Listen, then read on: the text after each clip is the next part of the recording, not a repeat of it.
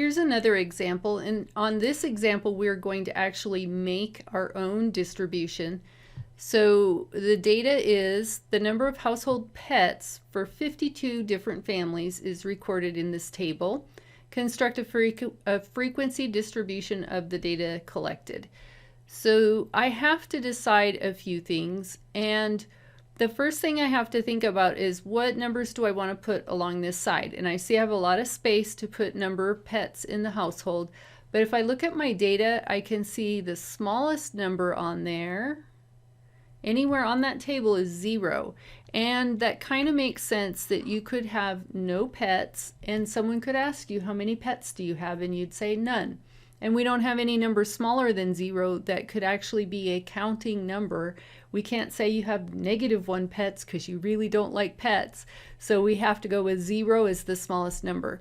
And then I'm looking for the largest number. So as I'm looking through, I see a 3. There's another 3, 3. Oh, there's a 4. That's the biggest so far. A 5. Okay, 5's the biggest. And this 6 is jumping out at me. So 6 is now the biggest, and I don't see any larger numbers. So then I'm wondering if I can fit all of those onto this table. So I have 0, 1, 2, 3, 4, 5. Well, it looks like I'm going to be short 1 row, but 1 row is really not bad. So I think I'll just go ahead and put it in an extra row on the bottom.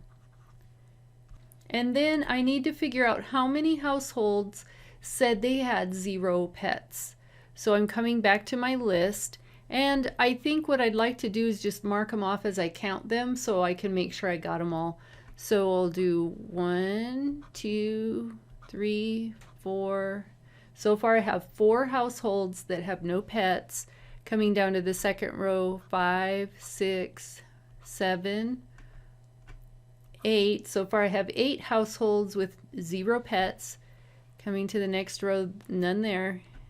9, 10, 11, 12, no more on that row, 13, 14, 15, 16. And then a quick scan back through, and I don't see any more that I did not mark down. So 16 households with no pets.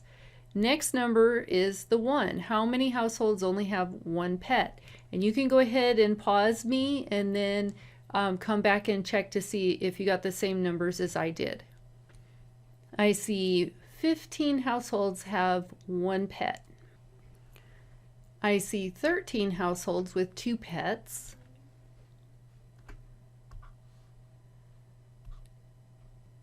Five households with 3 pets. And then I see 1 household for each of the other numbers. 1 with 4, 1 with 5, and 1 with 6.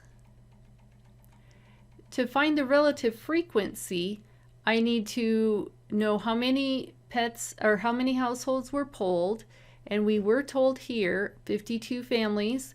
We can also count 1, 2, 3, 4, 5, 6, 7, 8, 9, 10, 11 times 1, 2, 3, 4. That's 44, 45, 46, 47, 48, 49, 50, 51, 52. The numbers add up. And so my sample size is 52. So to find the relative frequency for the houses that had 0 pets, we would take the number of households out of the total number of households polled. So the number of households with no pets out of the total polled. We've seen that before, right?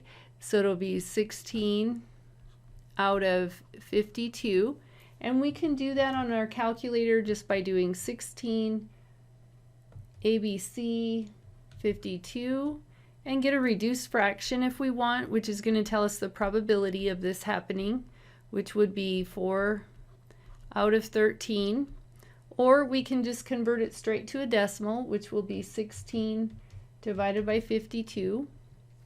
So we'll get 3.307, and there's a 6 I would write this 6, but there's a 9 after it, so I think I have to round it to a 7.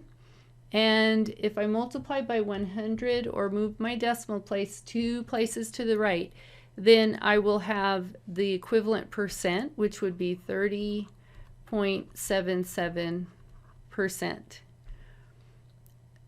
Go ahead and do the rest of these relative frequencies for this table, and then replay or press play again on the video, and you can see if your numbers match mine.